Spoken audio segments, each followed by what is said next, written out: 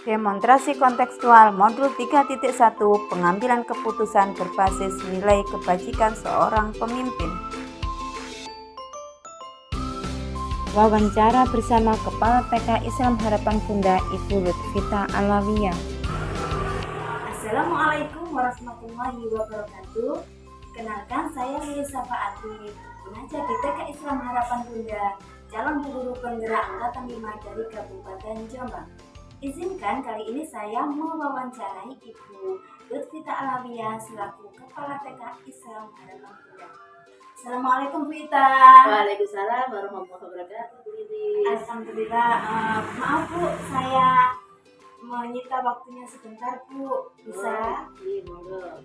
Begini Bu, saya ada tugas dari pendidikan guru penggerak untuk mewawancarai Ibu selaku kepala sekolah perihal mengenai pengambilan keputusan yang selama ini Ibu lakukan sebagai kepala sekolah. Dan ini tentang dilema etika. Untuk pertanyaan yang pertama ya Bu ya, selama ini bagaimana Ibu dapat mengidentifikasi kasus-kasus yang merupakan dilema etika Bu? Gini Bu Iris, setiap ada permasalahan di sekolah selalu kami kondisikan dan kami selesaikan, entah itu permasalahan anak atau permasalahan guru, dan sumbernya dari dalam pengambilan keputusan itu tidak dari saya sendiri, tapi dari wali murid dan guru-guru. Kemudian saya ajak untuk mengidentifikasi permasalahan yang ada. Terus untuk pertanyaan yang kedua ya, selama ini bagaimana Ibu menjalankan pengambilan keputusan di sekolah ini, terutama untuk kasus-kasus di mana ada dua kepentingan yang sama-sama benar yang mengandung nilai kebajikan. Dalam menyelesaikan suatu masalah pasti dari kedua belah pihak yang bersangkutan, kami hadirkan kemudian bertanya permasalahannya, bagaimana kemudian kami musyawarahkan bersama sehingga tidak ada yang dirugikan, bukan mana yang dahulu tapi mana yang terbaik dan jalan keluarnya yang bisa diterima dari kedua belah pihak Sehingga tidak merugikan satu sama lain, begitu ya Bu ya. Pertanyaan nomor 3, langkah-langkah atau prosedur seperti apa yang biasa Ibu lakukan selama ini? Jadi langkah-langkah untuk mengambil keputusan dilema etika itu seperti apa Bu? Untuk langkah-langkah yang kami lakukan yang seperti saya katakan tadi, yaitu pertama kami mengidentifikasi tentang permasalahannya, kemudian yang bersangkutan kita undang atau kita hadirkan, kemudian kita tanya satu persatu apa permasalahannya, akhirnya kita bisa menyelesaikan masalah tersebut sehingga tidak ada yang dirugikan kedua belah pihak. Seperti itu, biar mengetahui penjelasan atau pokok permasalahan yang ada, begitu ya Bu ya, agar sama-sama tidak dirugikan. Terus untuk pertanyaan yang keempat Bu, hal-hal apa saja yang selama ini Ibu anggap efektif dalam pengambilan keputusan pada kasus-kasus dilema etika seperti ini? Untuk efektifnya yang mana mereka yang mendapat masalah sehingga kami musyawarahkan saling menerima dan tidak ada yang dirugikan, kedua belah pihak merasa puas atas keputusan yang diambil. Jadi diajak bermusyawarah ya Bu ya. Untuk pertanyaan yang nomor 5, hal-hal apa saja yang selama ini merupakan tantangan dalam pengambilan keputusan? Apa Bu? Apakah ada tantangan tersendiri Bu? Ya, pasti ada tantangannya. Tantangannya yaitu tentunya tidak semua masalah bisa terselesaikan dengan 100%. Pasti ada kendala, tapi kemudian kita sedang dengan pikiran yang tenang, namun kita tetap harus menindaklanjuti untuk kita selesaikan agar permasalahan tidak berbuntut panjang. Kalau langkah pertama kita panggil jika tidak datang, tentu langkah kedua kita datang ketemunya. Untuk silaturahmi kita tanyai pokok permasalahan agar masalah bisa segera diselesaikan dengan baik. Biar tidak panjang-panjang Bu ya. Iya, betul. Terus untuk pertanyaan nomor 6 Bu ya, apakah Ibu Ita itu memiliki jadwal tertentu Bu memiliki jadwal tertentu dalam menyelesaikan kasus-kasus dilema etika, dan apakah ibu langsung menyelesaikannya pada waktu itu atau tidak. Nah, terus dalam bentuk atau proses seperti apa yang ibu harapkan selama ini? Apakah ada seseorang atau faktor-faktor yang selama ini ibu mempermudah dalam membantu pengambilan keputusan tersebut?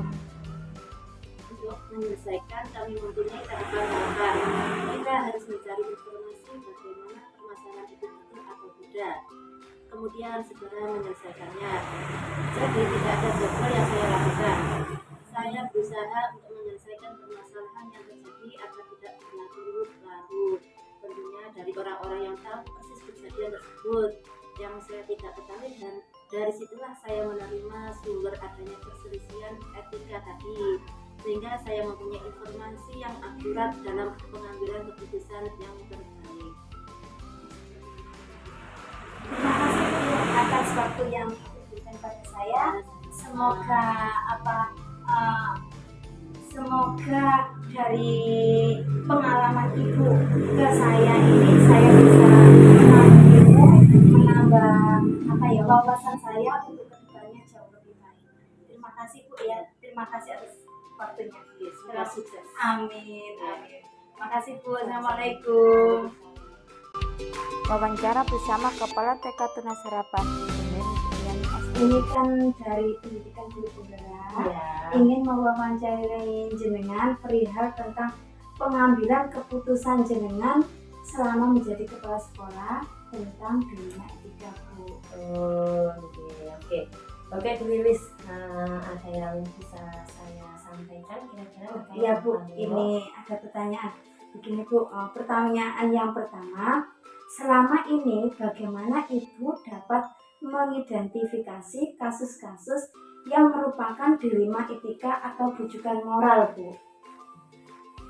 Awalnya yang pertama yaitu saya melihat dulu seberapa jauh sih dilema etika ini yang terjadi di lembaga saya ini, baik itu melalui dampaknya kepada anak-anak, kepada guru, bahkan kepada lembaga dan masyarakat sekitar.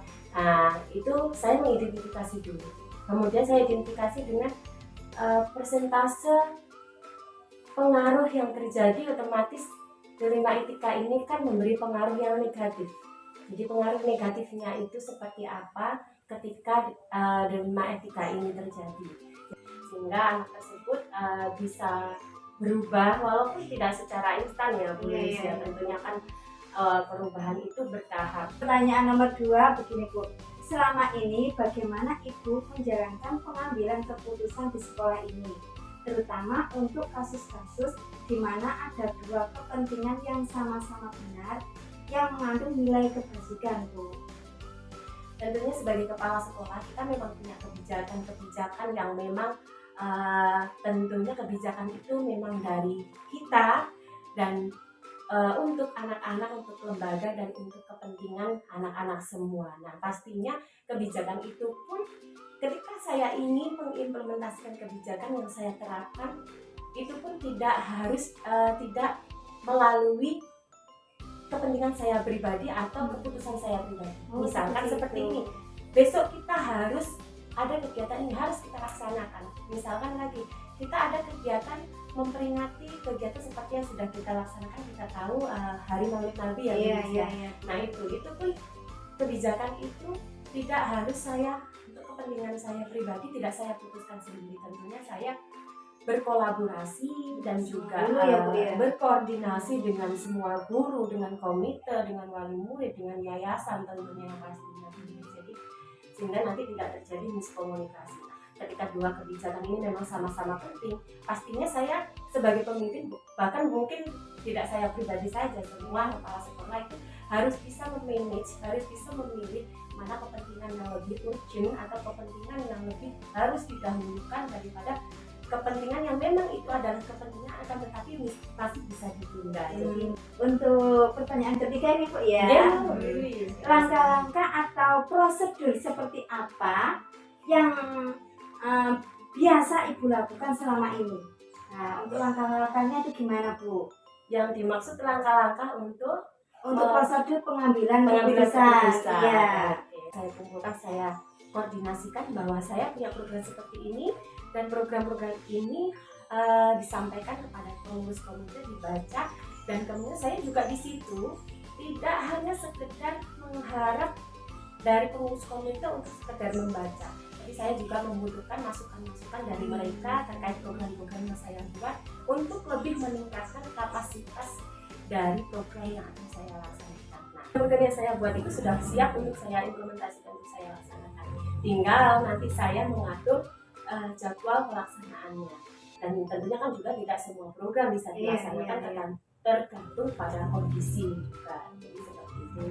Untuk pertanyaan nomor 4, Bu, hal-hal apa saja yang selama ini Ibu anggap efektif dalam pengambilan keputusan pada kasus-kasus D5 etika, Bu? Jadi hal apa saja, Bu, ya yang Ibu anggap efektif? Oke. Terima kasih Bu Yulis. Tentunya kalau terkait dengan hal yang efektif untuk pengambilan keputusan, apalagi ya terkait dengan D5 etika ya Bu Yulis ya, hal yang paling berpengaruh ini adalah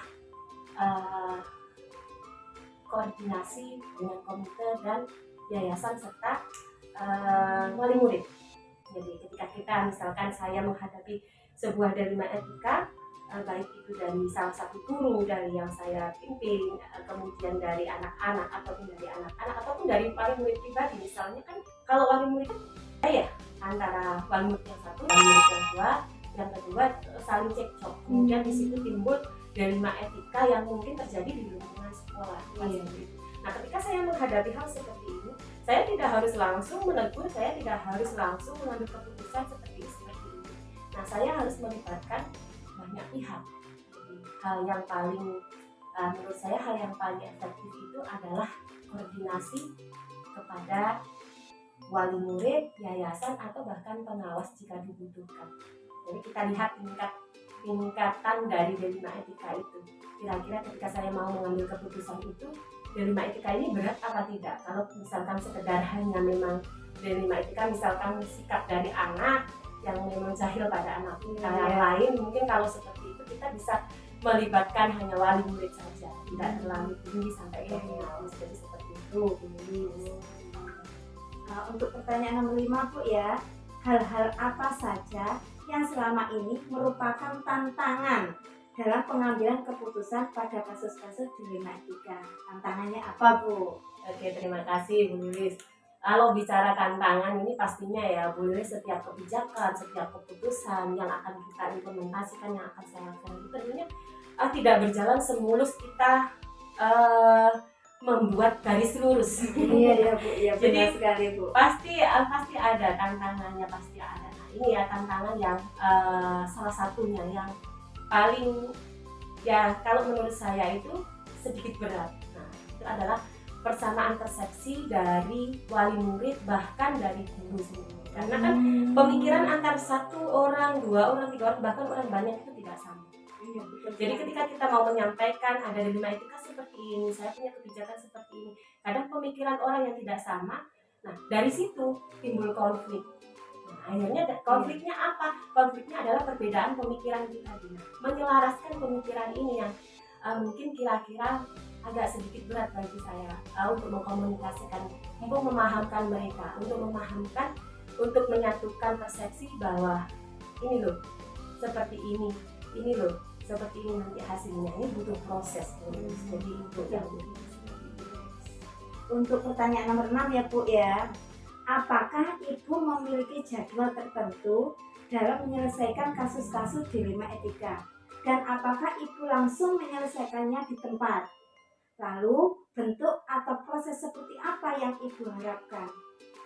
Adakah seseorang atau faktor-faktor apa yang selama ini mempermudah atau membantu Ibu dalam pengambilan keputusan D5 etika tersebut? Dia harus melihat kadar dari dampak negatif yang hasil dari D5 etika yang terjadi itu.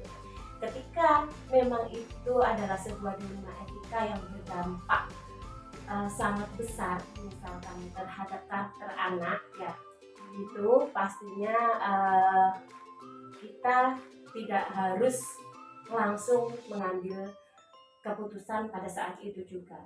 Banyak hal yang perlu kita bicarakan untuk memahamkan terhadap wali murid terkait karakter anak. Jadi yang saya sampaikan tadi bahwasannya kita nanti harus koordinasi dengan wali murid terkait apa yang terjadi di lembaga kita, terkait dilema etika yang sedang terjadi, bagaimana dampaknya, dan bagaimana nanti kita di sekolah dan di rumah dengan wali murid menyelaraskan nanti langkah kita supaya dilema etika itu bisa tidak terjadi lagi, bahkan bisa terhapus lagi pada anak yang melakukan dilema etika tersebut. Jadi, ketika dilema yang etika yang terjadi itu memang berdampak tidak terlalu urgent atau tidak terlalu tidak terlalu itu berdampak pada banyak atau berat, tidak terlalu berat. Misalkan salah satunya ketika anak itu selalu kebanyakan ya kalau di lingkungan selalu musuh ya Bu ya. Iya, berkata kotor ya Bu ya. Seperti itu.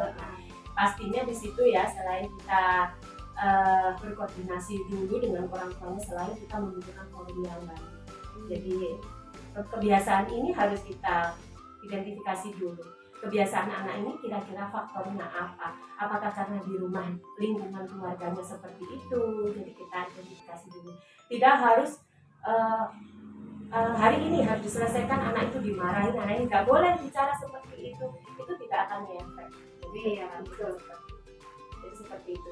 Terus faktor-faktor yang mendukung tadi apa Bu? Kalau faktor-faktor yang mendukung tidak lepas dari wali murid.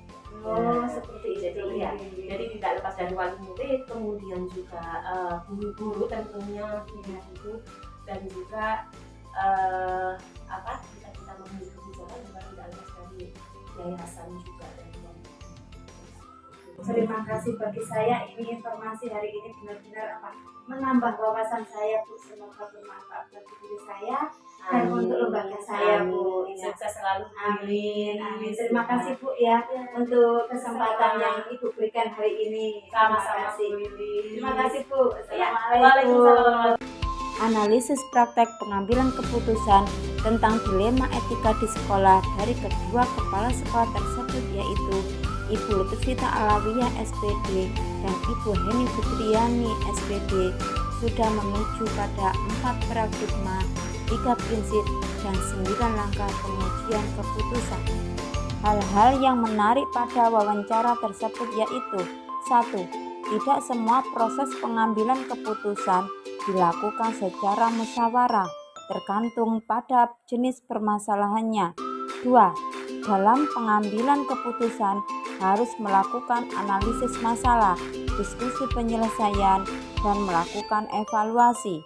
3. Dalam pengambilan keputusan dilakukan secara objektif dan berkeadilan. 4. Penyelesaian masalah dilakukan secara bertahap, sehingga keputusan yang diambil tidak asal memutuskan saja, namun telah dipertimbangkan secara matang. Terima kasih. Salam bahagia. Salam guru penggerak maju terus pendidikan Indonesia. Wassalamualaikum warahmatullahi wabarakatuh.